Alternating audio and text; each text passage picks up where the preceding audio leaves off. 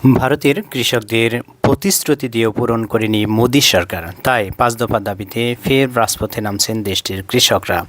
এতে অশান্তির আশঙ্কায় বিশেষ করে হরিয়ানার রাজ্যে নিরাপত্তা জোরদার করা হয়েছে। একই সঙ্গে আগামী ৯ ডিসেম্বর পর্যন্ত আম্বাল জেলার একাধিক স্থানে মোবাইল ইন্টারনেট এবং বার্তা আদান প্রদান বন্ধ করে দেওয়া হয়েছে। এরই মধ্যে আম্বালে এলাকায় কৃষকদের একটি দল সম্মিলিত কিষাণ মোর্চা অরাজনৈতিক দিল্লি চলো কর্মসূচি নিয়ে একত্রিত হয়েছেন। তাই উত্তেজনা নিরসনে এবং সরকারি বেসরকারি সম্পত্তি রক্ষায় স্বরাষ্ট্র মন্ত্রণালয়ের অতিরিক্ত মুখ্য সচিব ইন্টারনেট বন্ধের আদেশ দিয়েছেন। এতে বলা হয়েছে, ইন্টারনেটের অপব্যবহার রুখতে এবং ভুয়া তথ্য ছড়ানো রোধে এ সিদ্ধান্ত নেওয়া হয়েছে।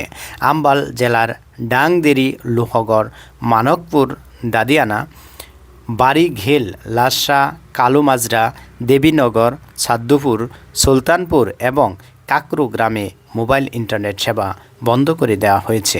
এছাড়া ৫ জনের বেশি লোক একত্রিত হওয়ার ক্ষেত্রে নিষেধাজ্ঞা জারি করেছে জেলা কর্মকর্তা।